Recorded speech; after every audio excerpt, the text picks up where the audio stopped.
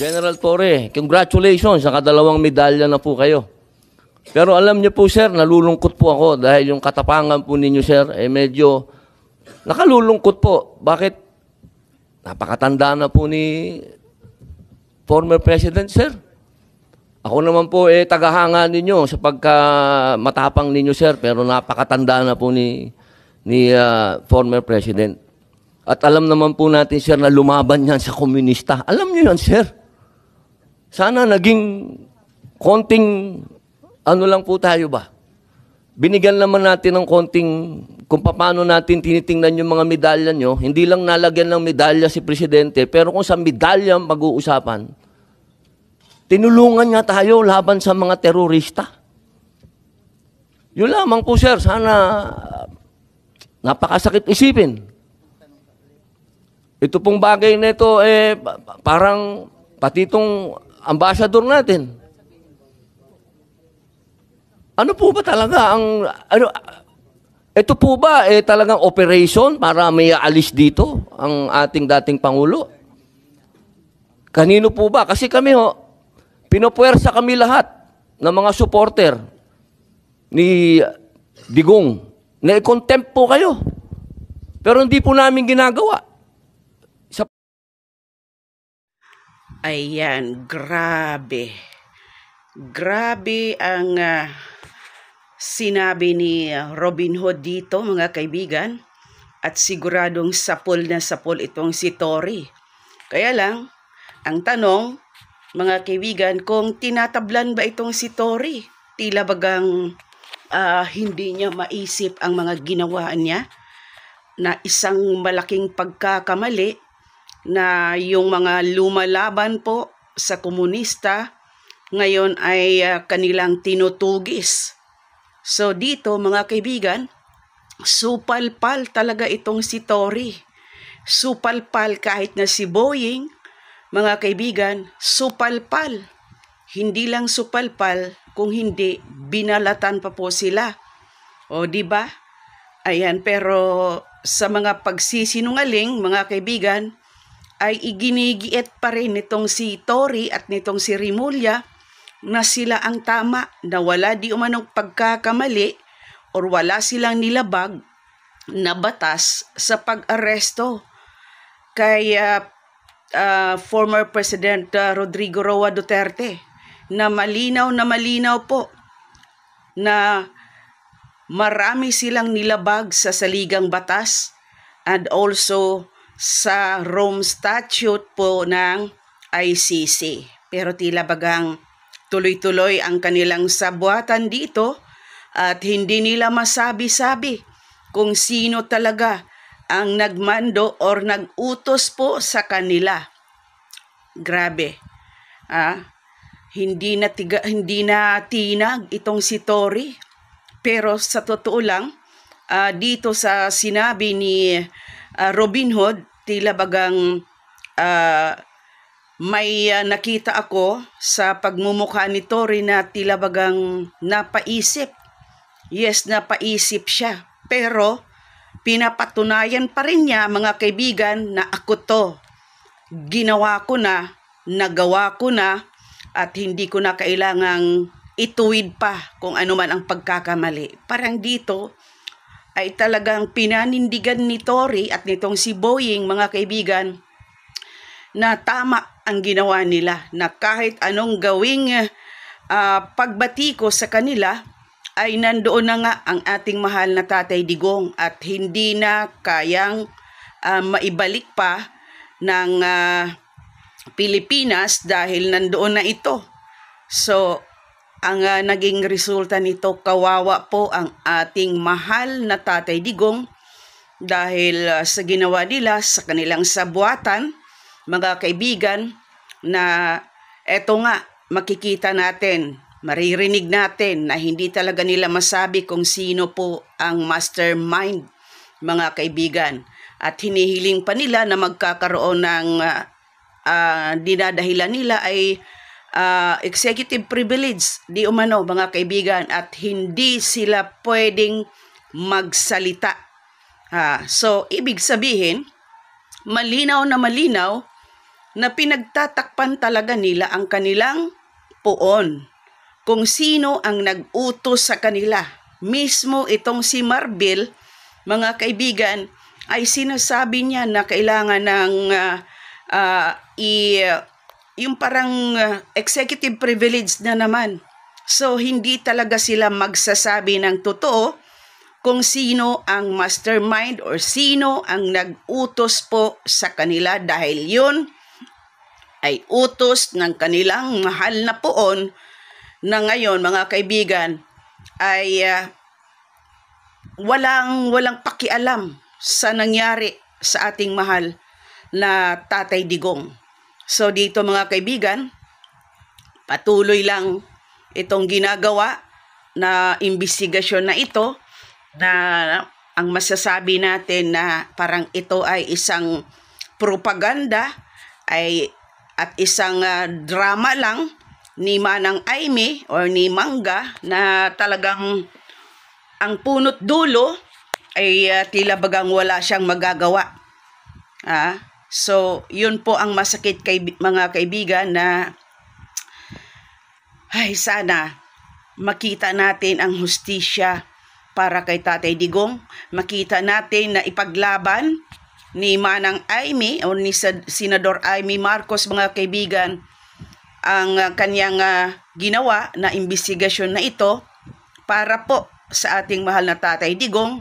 At hindi lang yan ang ninanais natin, kundi mga kaibigan, ang ating pinapanalangin na sana mapauwi na po ng mas maaga ang ating mahal na Tatay Digong na ngayon ay isang buwan na po or mahigit isang buwan na ngayon, mga kaibigan, na nandoon po sa The Hague. Imagine, illegal na inaresto, kinidnap, at pinadeliver na parang parcel lang ang ating mahal na former President Rodrigo Roa Duterte. Masakit po yon mga kaibigan, lalong-lalo na po sa atin. Robin, nagtsatsaga rito, sabi niya, magsasalita din daw siya. Okay lang. Okay. Thank you, Madam Chair. Maraming salamat po sa ating ginang tagapangulo at kay General Bato, Senator Bato. A'udhu billahi minasyaitanir rajim. Bismillahirrahmanirrahim. Alhamdulillah rabbil alamin. Bismillahi wassalatu wassalamu ala rasulillahi. Assalamualaikum warahmatullahi wabarakatuh. Magandang hapon po sa inyong lahat. Pasensya na po, ako po kasi may press con. Kailangan po akong makaalis kaagad. Gusto ko lamang pong iparating sa lahat na wala na po dito si Pangulong Rodrigo Roa Duterte. Ito pong mga pinag-uusapan natin, ito po ay pagsuporta lang namin kay Senator Aimee. Pero alam niyo po, sa ating mga magigiting na panauhin dito, napaka-ironic lamang po na alam naman po natin lahat, batid natin lahat, nadadalawang pangulo lang po ang lumaban sa komunista. Una, si Ferdinand Marcos Sr. Ano po ang nangyari? Inalis natin sa bansa. Ang sumunod na lumaban po sa komunista ay si Pangulong Rodrigo Roa Duterte. Ang tanong ko lamang po sa PNP, hindi ko po kayo hinuhusgahan.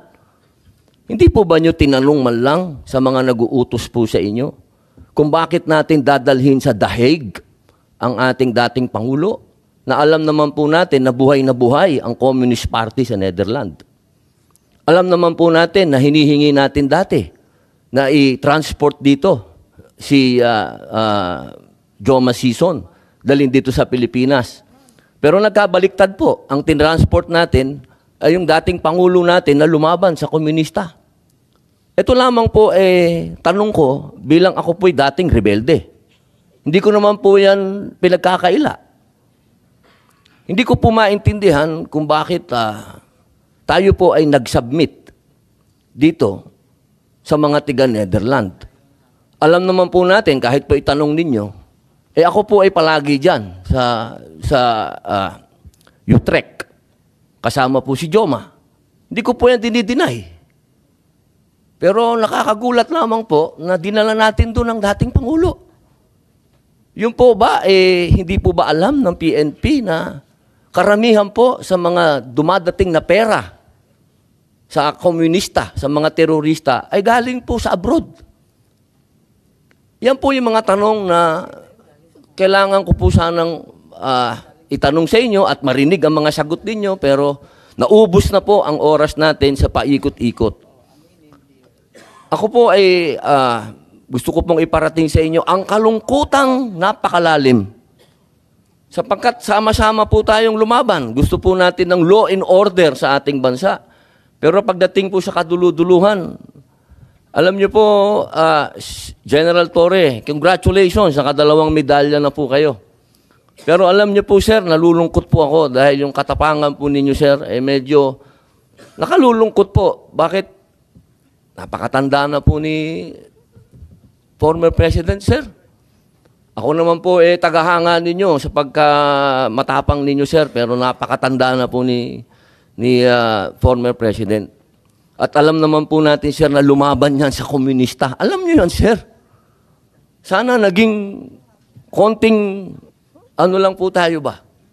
Binigyan naman natin ng konting, kung paano natin tinitingnan yung mga medalya nyo, hindi lang nalagyan ng medalya si Presidente, pero kung sa medalya ang pag-uusapan, tinulungan niya tayo laban sa mga terorista. Yun lamang po, sir, sana napakasakit isipin. Ito pong bagay na ito, parang pati itong ambassador natin. Ano po ba talaga ang, ito po ba talagang operation para may aalis dito ang ating dating Pangulo?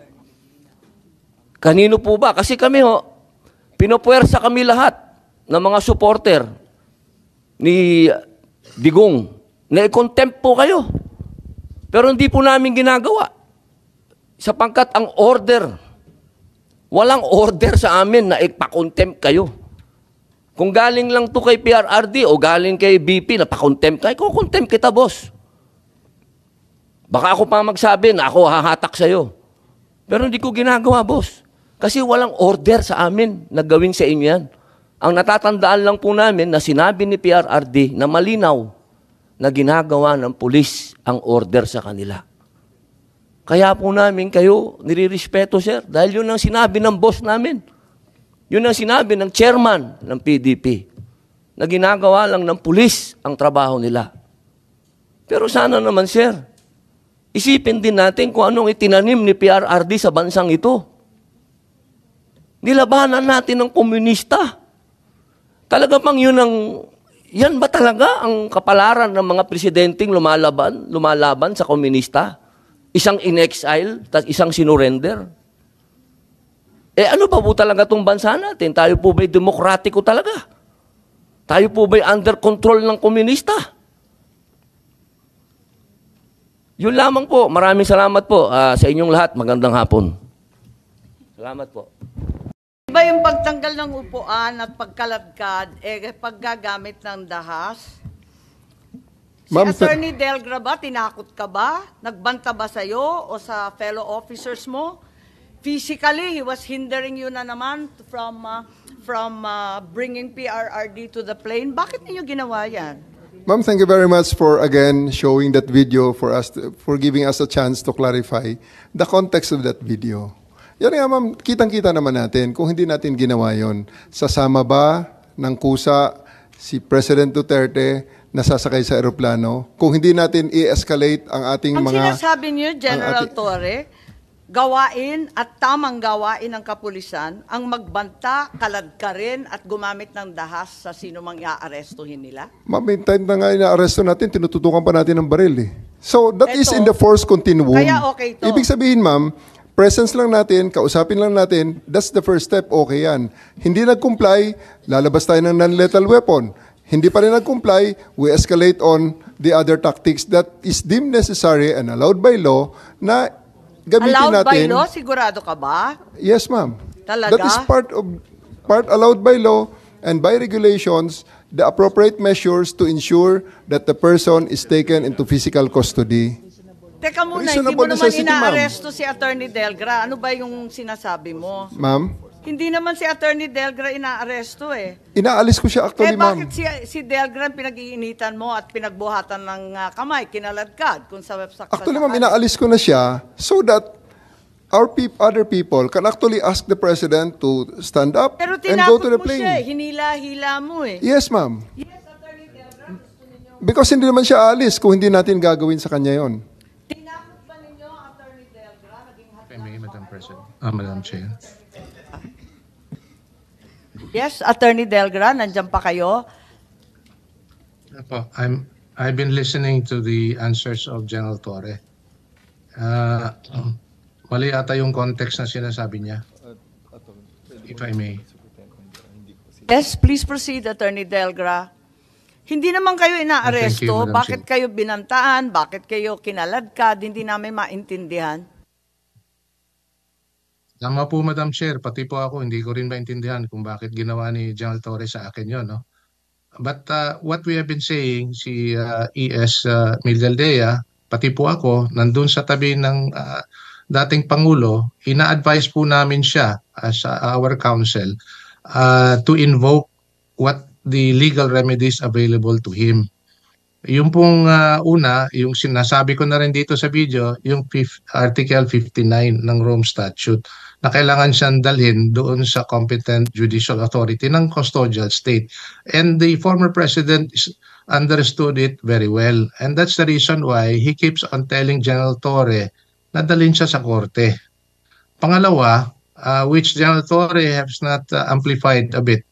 Earlier, as mentioned, the doctor was able to get in, and the doctor herself said that there is a medical emergency na kailangan i-admit ang dating Pangulo sa hospital.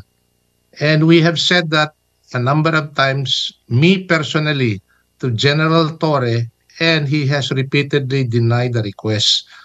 Yun po ang katotohanan dyan, patungkol doon sa rights ng dating Pangulo that he be brought to the hospital for a medical emergency. At one time, we even have an exchange with General Torre, and I hope he will admit this before the committee.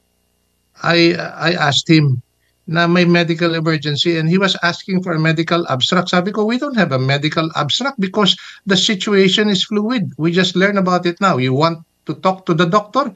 He doesn't want to talk to the doctor who was already there examining the former president. And that's how it happened. As it turned out, we knew all along that he will never be taken out of Villamor except into the plane and onto the Hague. Yun talaga ang plano. And he has in fact admitted it already in the interviews and before the Senate committee. Thank you, Madam Chair. Thank you very much, General Torre. May isasagot po ba kayo dyan? Dahil eto nga, nagbanta ba si Attorney Delgra sa inyo o sa mga opisyal ninyo? Was he physically hindering you from bringing PRRD to the plane? Was he committing a crime? Yes, General Torre. Bakit siya kinaladkad? Hindi namin maintindihan. As Attorney Delgra has himself admitted, sinasabi niya may medical emergency, may mga opinion ng doctors niya, which is contrary to the opinion of our doctors. And I think we can put that to rest already na walang medical emergency because the President himself, before he landed the plane, made a video, sent to her daughter, posted on the internet, saying that he's okay. So, I think talagang ngayon, Hindi ang nasubstantiate pasyente natin. nagsasabi noon, ng doktor po. Na personal choice, by the way. Nasubstantiate Hindi natin, yung, ma'am, army doctor. na wala nga talagang medical emergency. And Balik you have the tayo kay hindsight Attorney Delgra. of a 2020 vision, 2020. Okay lang yung collateral ano. Kasi sinabi nga dito sa interview na pinanood natin na alam na ninyo na meron kayong papel sa pag-aaresto. Masasabi ba ninyo na well-planned itong arrest? Kasi it was planned weeks in advance. May nakita tayo dito na naabutan na ninyo, matagal ng plano yan. Pwede ba nating paliwanag itong statement po ninyo, anticipation? Kasi yan ang, actually pagdating ko, may plano na. Anticipation ng warrant. Sabi ninyo pagdating nyo. So dumating kayo mga bandang September, meron na yan. Ma'am, maraming salamat talaga sa tanong na yan. For me to clarify that statement na natitwist na sa social media. That interview is made from the context of the chief of the CIDG. Isang part lamang ng PNP, maliit lang akong parte ng PNP, na may sariling mandato. Kaya tumatakbo sa akin, ma'am, yung crisis, palaging tumatakbo dyan bilang operations officer, bilang commander, yung 4 P's of contingency planning. Predict, prevent, prepare, perform. Palaging may plano. Dahil nagbabasa ako ng dyaryo, ito may possibility na lalabas ang mga to. So, naghahanda ako na pag inutusan ako ng Chief PNP, hindi ako magsimula sa zero. So, it's not about anything, about sinister or anything, but it's just part of my job to plan for it. So, ano ang mga dapat pag may lumabas may mga wanted person, in-anticipate natin lalabas ang warrant. So hindi pa dumarating yung diffusion notice noong March 11, may plano ka na. Hindi ko po dinidinayan, ma'am. Part ng aking trabaho ang mag-prepare ng contingencies. Tama, para pag hindi naman nautusan kita ako, naka-ready binibintang. po yan, ma'am. Meron kang interview, sinabi nga na January 2025, nagkumpuni ka na ng secret 80-page plan na ang tawag Operation Pursuit ng New York Times. Ang pagkaintindi natin, Plan Tugis. Tama ba yun? Wala po akong sinabing ganyan, ma'am. Kung sino man ang source niyan, I'm not very sure about it. Lumabas sa lahat ng media, sa GMA, pati New York Times sinabi. Pwede po nating makita, ma'am, kung Hindi possible. ko alam. Yan lang ang nabasa ko, katulad ng marami. Operation Pursuit, tapos translate Plan Tugis. Okay, may pangalan ho ba ako na naging source, ma'am, kung pwede ko makita? Kasi until this point, gusto ko rin po, ma'am, maraming salamat sa pag-clarify nito. Gusto ko sana makita, ma'am, yung pangalan ko talaga. Ang PNP, ang nagplano ng isang Plan Tugis. I'm just one of the... Napakahaba. Yun lang, ma'am. I'm just one of the 220... Unfortunately, I'm just one of the 220,000 policemen of the PNP right now. Kung sino source nila, gusto ko sana nga makita, ma'am, na ang pangalan ko talaga is nandyan, na sinabi ko yan. Kasi na-attribute sa akin yan, ma'am, eh. Kaya I'm really thankful at this opportunity to clear that yes, Senator part Bato. ng news. Andyan, How about that Chief PNP? Hindi kayo source yan? Yeah, sabi kasi si PNP Chief Marbil, inutusan si General Torre na ilalagay si Presidente Duterte under police custody as soon as the ICC issues the arrest warrant. Wala po kaming ganyan at hindi ko po nakita yung Plan Tugis na sinasabi nyo ngayon. So ibig sabihin yung New York Times, lahat ng local media, sinungaling. Okay lang, I mean sabihin lang natin alin yung totoo, alin hindi, para maliwanagan kami. Madam Chair, mas naniniwala ako sa kanila pag sinabi nila yan kaysa dyan sa mga lumalabas na balita. Kapag sinabi nila na hindi silang source, naniniwala ako. Okay, paniwalaan natin. Tama naman, dapat paniwalaan ng kapulisan. Meron ba kayong memorandum, document, outline tungkol dito sa aresto ng March 10 or March 11? Bago pa dumating yung warrant, meron na ba kayong plano? Kasi sabi nga ninyo, General Torre, lagi kayong naghahanda for any eventuality. Crisis management nga naman. For the specific, yung March 11, ma'am, wala talagang pre-planned na sinasabing itong specific. Kaya on the fly ngayon, ma'am, na ginawa, ma'am. So everything that was done there, based on the contingencies, meron tayong mga, may situation analysis, may... Pero sinabi rin ninyo, matagal ng plano yan. Yes, ma'am. Naabutan ko na yan. Pagdating ko, meron na yan. Anticipation na kami. Actually, ma'am, ang pinaka-mother of plan yan, ma'am, baka kasi yung pursuit na yan, hindi tugi sa pinagsimulan, baka manhunt. Kaya pursuit, baka manhunt Charlie natin. Mayroong ganyan ang PNP. Hindi The accounting of wanted persons. Hindi po, General Torre, kasi may PNP memos for deployment. Pinirmahan ni Chief PNP Marbil, March 10 pa lang. Wala pang arrest warrant, magde-deploy na tayo ng kapulisan sa NCR at pati na rin sa Davao. Diba? May memo tayo, pinakita natin nung first hearing.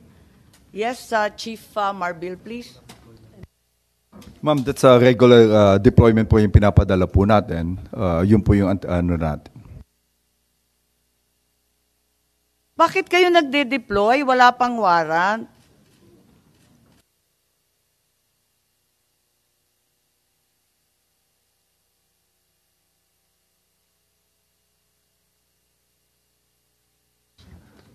That's already part of the contingencies. Kasi hindi naman natin madi-deny na napaka-high profile ni PRRD. Ito na nga, may preparation na may probability na lalabas itong order na to. On my part, lalabas ang Pero order na to. sabi, nung unang hearing ni Secretary John Vic, na chismis lang naman, magde-deploy ka sa chismis lamang? There's really no harm in erring on the side of caution, ma'am. Palaging ganyan. Prevent after the prediction. We prevent whatever. Kaya palaging predict yan ang scanning the operational environment, threat assessments, So wala preparation, talagang IPB. plano. Pero sinabi mo, matagal ng plano yan. Alin ba talaga? The contingencies are there, ma'am. Hindi na sinasabing wala talaga kaming alam at wala kaming pinaghahandaan. May contingencies tayo, ma'am. So it's always there. So you're part of the saying that PNP. it was just general contingency planning, Yes, ma'am. no specific incident was anticipated? Although, sinabi rin ninyo, anticipation ko na yan. Pagdating nung Anticipation ng warrant ng ICC. That's very specific po. Ma'am, Hindi siya generic contingency planning. Opo. Part na ho ng aking trabaho na ma'am yan, nakita ko na, sabi ko, naku, paano pag nautusan ako bigla, lumabas ang warrant at i-implement ito. Nasa Hong Kong ang ating subject. So, that's all part of the anticipation already and the So in contingency fact, there was planning. a plan.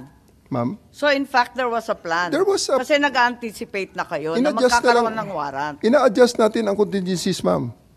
Ina-adjust ko ang contingencies so that pagdating ng specific na order Kayo sa lang ang akin, nagplano mag-isa sa buong PNP? I'm the head of the CIDG, ma'am. I have, Pero kayo lang ang nagplano I have ng 2,000 operation? people. I have 2,000 people under me. Sir. I understand, General. And we respect the CIDG for its outstanding track record.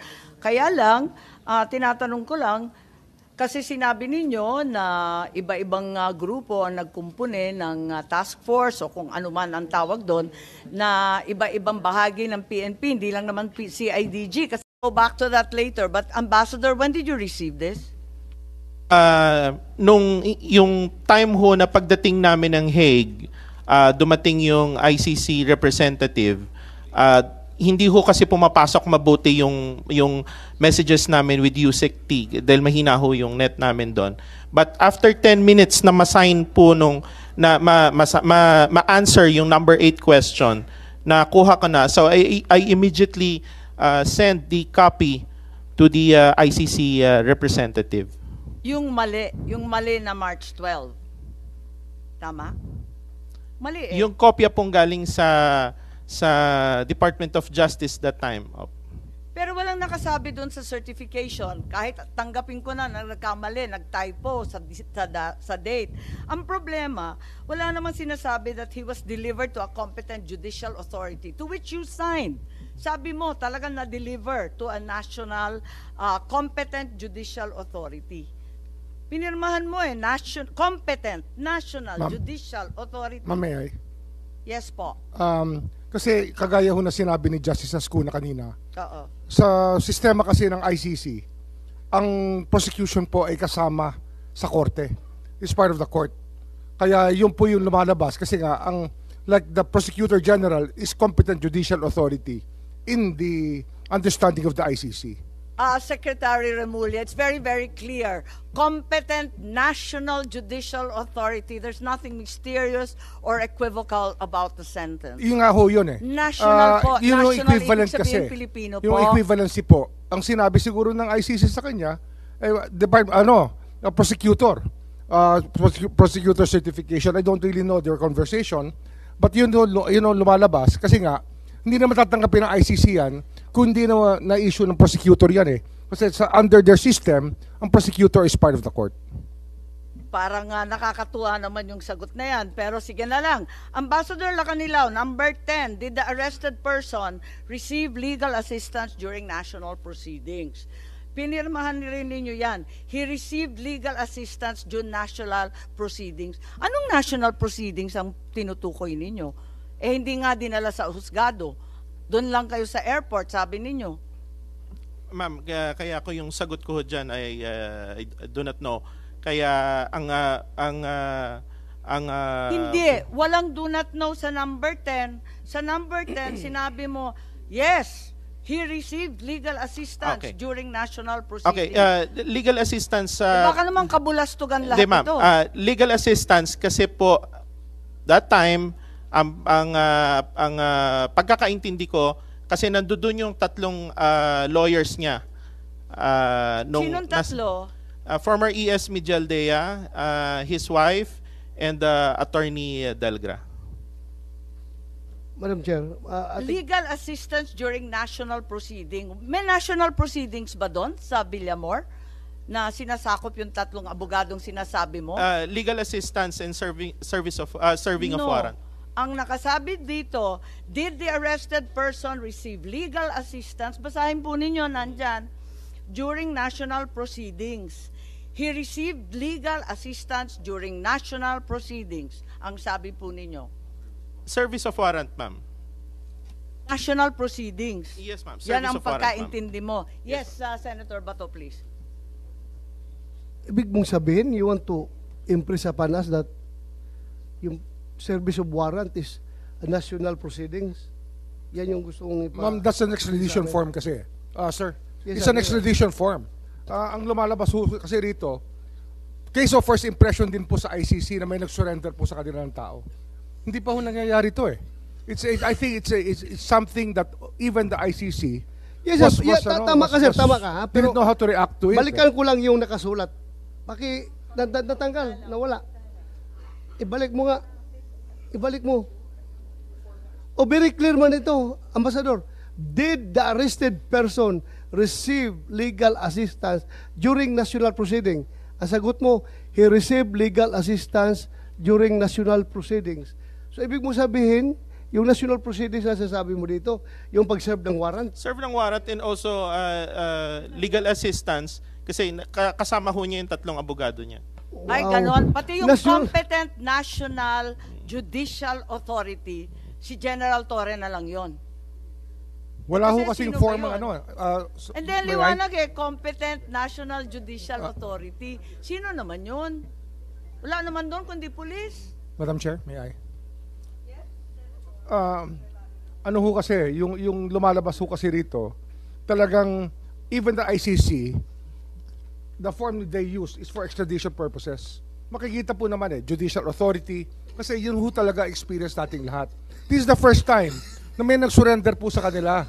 Then they don't even know our domestic law. Kaya po, this is a way to patch things up. Kaya nga nung nag-require ng certification, umubra po yung certification ng Department of Justice, ng Prosecutor General, kasi yun po yung understanding nila ng situation. Pero this is an extradition form, kaya ang mga tanong po dyan is for extradition, not for surrender. Pero kung extradition yung form mismo ng ICC, dapat nasundan yung extradition na process. May competent national judicial authority. Mismo yung ICC, inaalma pala na hindi ito extradition. Madam Chair. Yes, Senator Cayetano. Just some points. I understand, SOJ, where you're going, but ang problem ko kasi yung pumirma yung representative supposedly ng bansa. Kasi from the start, information on the surrender and transfer yung title nung form. But as you said, kasi extradition is a form of surrendering, di ba? Pero hindi yun ang sinunod natin. So ang understanding ko kasi, very strict din yung ICC sa human rights. Kasi precisely nga, it's a court that based everything on human rights. So they want to make sure with the form that we followed human rights. Okay. So dun sa number 10, personally, I'm not committing the committee. Personally, I can understand that the service of the warrant is part of the national proceeding. But when you signed, kasi when the ambassador signed his name and ang nakalagay, he received legal assistance during national proceeding, it gives the impression that there was more than just the service of the warrant. If you relate that with number 8, kasi sa number 8, competent national judicial authority. So for example, kung sa kanila kasama ng judiciary yung fiscal, sa atin ang competent na judiciary is just the judiciary.